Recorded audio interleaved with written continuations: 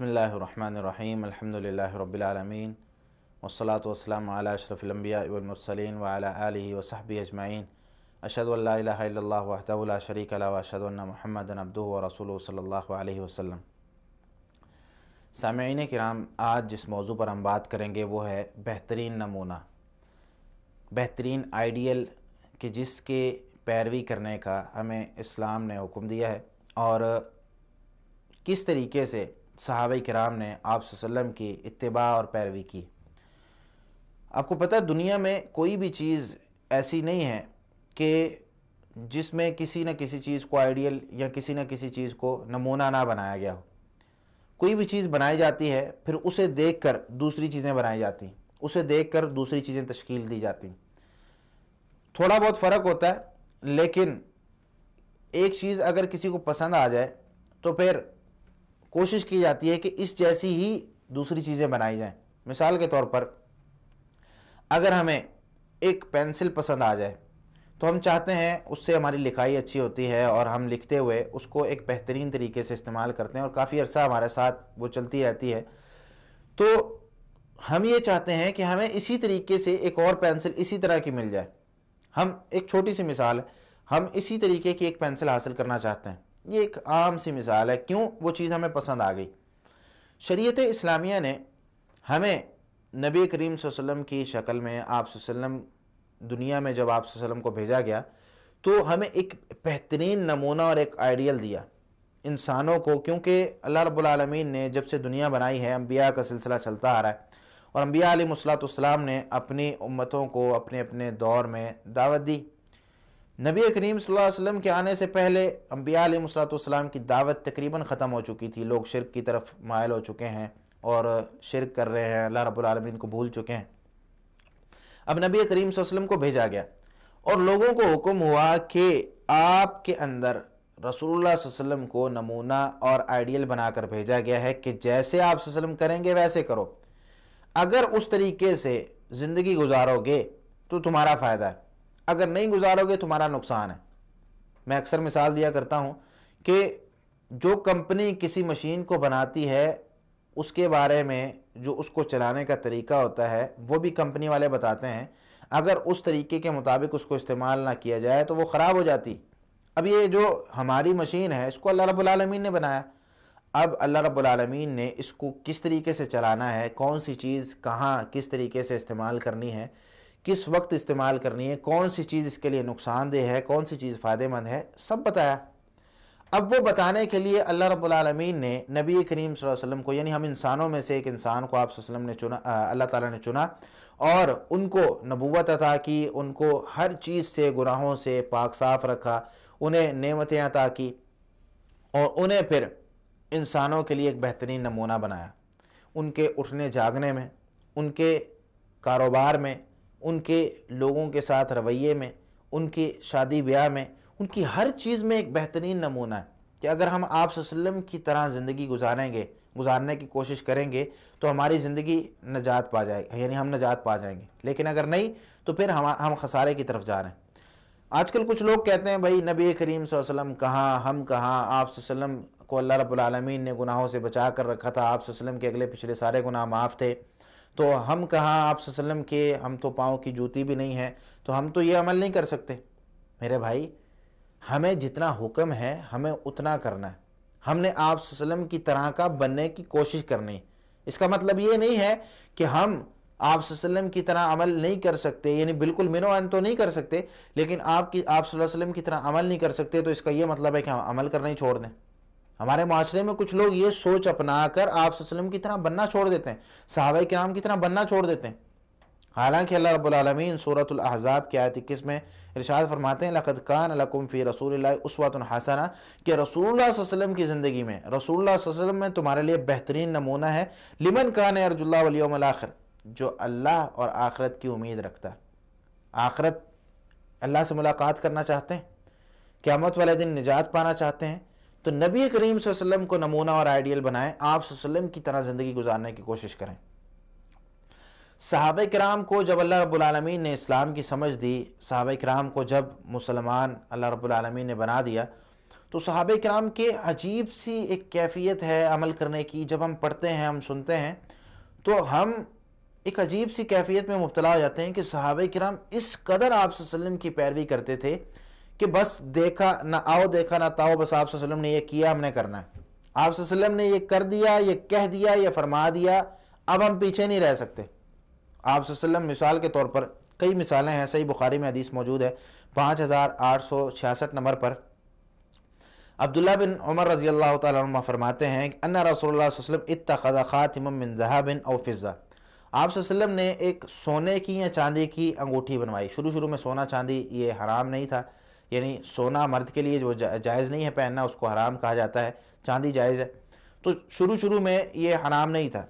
نبی کریم صلی اللہ علیہ وسلم نے ایک سونے کی انگوٹھی بنائی، وجعل فصہ مما یلی کفہ، اور آپ صلی اللہ علیہ وسلم نے اس کا جو نگ تھا وہ اپنی طرف یعنی اندر کی جانب رکھا، اور اس پر آپ صلی اللہ علیہ وسلم نے نقش یعنی اس پر لکھوانا، جو چیز لکھوائی تھی وہ تھی محمد رسول اللہ. آپ صلی اللہ علیہ وسلم جب کوئی خط وغیرہ لکھتے تو اس پر وہ مہر لگا دیتے. تو آپ صلی اللہ علیہ وسلم نے جب یہ انگوٹھی بنوائی، فاتخذ الناس مثلہ، لوگوں نے دیکھا آپ صلی اللہ علیہ وسلم نے انگوٹھی بنوائی ہے سونے کی یا چاندی کی، لوگوں نے بھی اسی طریقے سے انگوٹھی بنوانا شروع کر دی. فلما رآہم قد اتخذوها رما بہ، آپ صلی اللہ علیہ وسلم نے جب دیکھا کہ لوگ بھی اسی طریقے سے انگوٹھی بنوانا شروع کر دی ہے، وہی انگوٹھی بنوانا شروع کر دی جو میں نے بنوائی ہے، آپ صلی اللہ علیہ وسلم نے اس انگوٹھی کو پھینک دیا. اور صحیح بخاری کے ایک روایت میں 7298 نمبر پر ہے کہ اس میں انی اتخذت خاتما من ذهب فنبذہ. آپ صلی اللہ علیہ وسلم نے انگوٹھی جب بنوائی تھی، آپ صلی اللہ علیہ وسلم نے پہنی، اور آپ صلی اللہ علیہ وسلم نے جب دیکھا لوگوں نے بنوا لی تو آپ صلی اللہ علیہ وسلم نے اس کو پھینک دیا. اور آپ صلی اللہ علیہ وسلم نے کیا فرمایا؟ انی لن البسہ ابدا، میں اس کو زندگی میں کبھی نہیں پہنوں گا. لوگوں نے کیا کیا؟ فنبذ الناس خواتیمہم، لوگوں نے بھی اپنی انگوٹھیاں پھینک دی. لوگوں نے اپنی انگوٹھیاں پھینک دی اسی وقت جب نبی کریم صلی اللہ علیہ وسلم کو دیکھا کہ آپ صلی اللہ علیہ وسلم نے انگوٹھیاں پھینک دی. ہمارے ہاں وجہ بہت پوچھی جاتی ہے، کوئی بھی کام کرنے کے لیے لوگ وجہ بہت پوچھتے ہیں. بھائی یہ کام ہے، کرنا ہے تو کرنا کیوں ہے؟ کسی کو کہہ دیا جائے نا بھائی یہ کام کرنا غلط ہے، کہتے کیوں؟ بھائی یہاں پہ آپ نے دعا نہیں کرنی، یہ دعا کرنا غلط ہے، کہتے کیوں؟ منع کہاں ہے؟ پیارے بھائیو، نبی کریم صلی اللہ علیہ وسلم یعنی اسلام نے ہمیں یہ اصول دیا ہے کہ آپ صلی اللہ علیہ وسلم نے جو کام کیا ہے وہ کریں، جس سے منع کر دیا اس سے رک جائے. اطیعوا اللہ واطیعوا الرسول، اللہ اور اللہ کے رسول کی اطاعت کرنی ہے. وما آتاکم الرسول فخذوہ وما نہاکم عنہ فانتہوا، جو اللہ رب العالمین، جو اللہ کے رسول دے دیں، وما آتاکم الرسول فخذوہ، جو تمہیں رسول اللہ صلی اللہ علیہ وسلم دے دیں وہ لے لو، اور جس چیز سے تمہیں روک دیں اس سے رک جاؤ. یہ شریعت کا اصول ہے. یہ اصول نہیں ہے جو ہم نے بنا لیا ہے، منع کہاں ہے. یہ اصول بالکل غلط ہے. آج لوگوں کو کہہ دیا جائے بھائی یہ کام نہیں کرنا اس طریقے سے، یہ طریقہ کار غلط ہے، کہتے ہیں منع کہاں ہے. یہ بات بالکل غلط ہے. اس بات کو میں سمجھانے کے لیے ایک مثال دے دیتا ہوں. فجر کی نماز کی 2 سنتیں ہوتی ہیں اور 2 فرض ہوتے ہیں. اگر کوئی شخص 2 سنتوں کے بجائے 3 سنتیں پڑھے، 3 سنتوں میں قیام بھی زیادہ ہے، رکوع بھی کرنا ہے، سجدہ بھی کرنا ہے، دعائیں بھی پڑھنی ہیں، یہ سارے کام کرنے ہیں نا، اچھے کام ہیں، لیکن وہاں پر لوگ کہتے ہیں بھائی 3 نہیں پڑھنی، 2 پڑھنی ہے. کیوں بھائی 2 کیوں پڑھنی ہے؟ آپ صلی اللہ علیہ وسلم نے 2 پڑھی. بھائی میں اگر وہاں پر کہنا شروع کر دوں بھائی منع کہاں ہے، لوگ کہیں گے بھائی نبی کریم صلی اللہ علیہ وسلم نے 2 پڑھی ہیں، ہم نے 2 ہی پڑھنی. لیکن اگر باقی جگہ یہ قاعدہ اس کو اگر فٹ کیا جائے تو باقی جگہ پر لوگ مانتے نہیں. اگر کہا جائے بھئی یہ کام اس وقت میں نہیں کرنا چاہیے، رسول اللہ صلی اللہ علیہ وسلم نے اس کام میں اس طریقے سے منع کیا، کہتے ہیں منع کہاں ہے. مثال کے طور پہ اب فرض نماز کے بعد اجتماعی دعا ہاتھ اٹھا کر ہر فرض نماز کے بعد آپ صلی اللہ علیہ وسلم نہیں کرتے تھے. احادیث میں اگر آپ پڑھیں تو آپ صلی اللہ علیہ وسلم نہیں کرتے تھے. آپ صلی اللہ علیہ وسلم فرض نماز کے بعد کچھ اذکار کرتے تھے، اللہ اکبر، استغفر اللہ استغفر اللہ استغفر اللہ، اللہم انت السلام ومنک السلام تبارکت یا ذی الجلال والاکرام. کچھ اذکار آپ صلی اللہ علیہ وسلم کیا کرتے تھے. صحابہ کرام بھی وہی کرتے تھے، تابعین بھی وہی کرتے تھے، تبع تابعین بھی وہی کرتے تھے. اب ہمارے معاشرے میں کچھ لوگ فرض نماز کے بعد دعا کرتے ہیں اور ہر فرض نماز کے بعد اس کو لازمی قرار دیتے ہیں، اور جو نہیں کرتا اس کو کہتے ہیں بھائی کیوں نہیں کرتے. وہ شخص کہتا ہے کہ بھائی نبی کریم صلی اللہ علیہ وسلم تو نہیں کرتے تھے، آپ صلی اللہ علیہ وسلم یہ اذکار کیا کرتے تھے. تو وہ شخص کہتا ہے بھائی منع کہاں ہے؟ منع کہاں ہے؟ اللہ سے دعا کرنی ہے، اللہ سے دعا کرنے کے لیے روک رہے ہیں.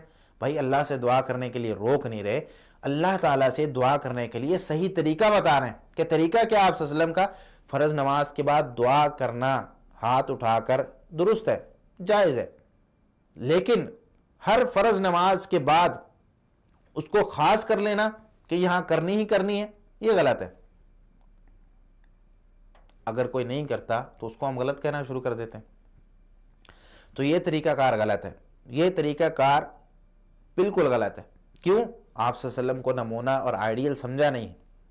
ہم یہ کہتے ہیں کہ آپ صلی اللہ علیہ وسلم نمونہ اور آئیڈیل ہیں، لیکن قاعدے اور بنیادیں ہم نے اپنی بنائی ہوئی۔ آج ہم جس چیز کو صحیح مانتے ہیں اس چیز کو ہم کرتے ہیں، جس چیز کو ہم غلط مانتے ہیں اس چیز کو ہم چھوڑتے ہی نہیں، یعنی جس چیز کو ہم کرتے ہیں وہ ٹھیک ہے، اور جو چیز غلط ہے کوئی بات نہیں، ہمارے نزدیک غلط ہے، آپ کے نزدیک غلط نہیں ہے، کوئی بات نہیں۔ اگر آپ کے نزدیک غلط ہے، ہمارے نزدیک غلط ہے، کوئی بات نہیں۔ بھائی نبی کریم صلی اللہ علیہ وسلم کو اگر نبی مانا ہے تو آپ صلی اللہ علیہ وسلم کی اطاعت ضروری ہے کہ نہیں؟ آپ صلی اللہ علیہ وسلم کو نمونہ بنانا ضروری ہے کہ نہیں؟ آپ صلی اللہ علیہ وسلم کی پیروی کرنا ضروری ہے کہ نہیں؟ صحابہ کرام تو اس قدر مثالیں اگر آپ سنیں تو آپ دنگ رہ جائیں گے۔ عبداللہ بن عباس رضی اللہ تعالیٰ عنہ ایک مرتبہ نبی کریم صلی اللہ علیہ وسلم کے گھر میں، میمونہ رضی اللہ تعالیٰ عنہ کی خالہ تھی، تو ان کے گھر میں آپ صلی اللہ علیہ وسلم اس رات ام المؤمنین میمونہ رضی اللہ تعالیٰ عنہ کے پاس ٹھہرے ہوئے تھے اس رات۔ اب عبداللہ بن عباس رضی اللہ تعالیٰ عنہ رات کو لیٹے ہوئے ہیں، نبی کریم صلی اللہ علیہ وسلم رات کو اٹھتے ہیں، بیدار ہوتے ہیں، یہ حدیث صحیح مسلم میں موجود ہے۔ اب رات کو عبداللہ بن عباس رضی اللہ تعالیٰ عنہ نے دیکھا نبی کریم صلی اللہ علیہ وسلم اٹھے۔ اب یہ ہوتا ہے نمونہ، یہ ہوتی ہے پیروی کرنا، یہ ہوتا ہے جس کو ہم آئیڈیل بنا رہے ہیں، اس کے سوچنا نہیں ہے کہ یہ کام کیا تو کیا کیوں، بس کر رہے ہیں، میں نے کرنا ہے۔ آپ صلی اللہ علیہ وسلم اٹھے، آپ صلی اللہ علیہ وسلم نے وضو کیا، آپ صلی اللہ علیہ وسلم نے جس طریقے سے وضو کیا، کہتے ہیں فَقُمْتُ فَصَنَعْتُ مِثْلَ مَا صَنَعَ رسول اللہ صلی اللہ علیہ وسلم، آپ صلی اللہ علیہ وسلم نے وضو کیا، آپ صلی اللہ علیہ وسلم نماز کے لیے کھڑے ہوئے، کہتے ہیں میں کھڑا ہوا، میں نے ویسے ہی وضو کیا جیسے آپ صلی اللہ علیہ وسلم نے وضو کیا تھا، میں ویسے ہی آپ صلی اللہ علیہ وسلم کے ساتھ آ کر نماز کے لیے کھڑا ہو گیا، لیکن آپ صلی اللہ علیہ وسلم کے ساتھ جب میں کھڑا ہوا تو میں آپ صلی اللہ علیہ وسلم کی بائیں جانب آ کر کھڑا ہو گیا۔ آپ کو پتہ ہے جب دو لوگ جماعت کروا رہے ہوں تو ان کے لیے اصول یہ ہوتا ہے جو اسلام نے ہمیں دیا ہے کہ جو جماعت کروانے والا ہے وہ کھڑا ہوگا، اور جو مقتدی ہے، جو امام کے ساتھ کھڑا ہونا ہے، جس نے، وہ بائیں طرف نہیں دائیں طرف کھڑا ہوگا، امام کے اس طرف۔ تو دائیں جانب کھڑا ہونا تھا، اب وہ بائیں جانب آ کر کھڑے ہو گئے۔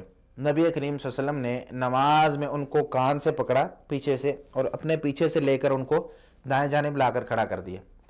اس حدیث سے علماء یہاں پر یہ بات بھی یاد رکھیں کہ ایک فائدے کی بات ہے کہ علماء کہتے ہیں نماز کو درست کرنے کے لیے اگر کوئی حرکت کی جائے تو اس سے نماز خراب نہیں ہوتی۔ جس طرح کہ آج کچھ لوگ کہتے ہیں نا کہ بھئی نماز میں اگر ہمارا انگوٹھا، پاؤں کا انگوٹھا ہل جائے تو نماز باطل ہو جاتی ہے، اس طریقے سے نہیں کرنا چاہیے۔ نماز کو درست کرنے کے لیے اگر کوئی حرکت کی جائے تو وہ درست ہے۔ تو دو شخص جب دو لوگ نماز پڑھ رہے ہوں تو اس طریقے سے کھڑے ہوتے ہیں آپس میں، تو عبداللہ بن عباس رضی اللہ تعالیٰ عنہ ساتھ آ کر کھڑے ہوئے، تو نبی کریم صلی اللہ علیہ وسلم نے پھر دو رکعتیں پڑھنا شروع کی، دو رکعتیں پڑھنا شروع کی۔ آپ صلی اللہ علیہ وسلم صبح تک پھر رکعتیں پڑھتے رہے، پھر آپ صلی اللہ علیہ وسلم نے آخر میں وتر پڑھا، اور پھر یہ حدیث آخر تک۔ تو بتانے کا مقصد یہ ہے کہ صحابہ کرام سوچتے نہیں تھے کہ آپ صلی اللہ علیہ وسلم نے کیا تو کیا کیوں، بس کرنا شروع کر دیتے تھے۔ آپ نے وہ حدیث بھی کئی دفعہ سنی ہوگی جو سنن ابو داود میں حدیث موجود ہے، نبی کریم صلی اللہ علیہ وسلم جوتوں کے ساتھ نماز پڑھ رہے تھے۔ آپ کو پتہ ہے نماز جوتوں کے ساتھ بھی ہو جاتی ہے، اگر جوتے پاک صاف ہوں تو جوتے پہن کر بھی نماز پڑھی جا سکتی ہے، لیکن آج کل کیونکہ مسجدیں فرنشڈ ہوتی ہیں، اس میں قالین وغیرہ بچھے ہوتے ہیں، تو ایسی مسجدوں میں جائز نہیں۔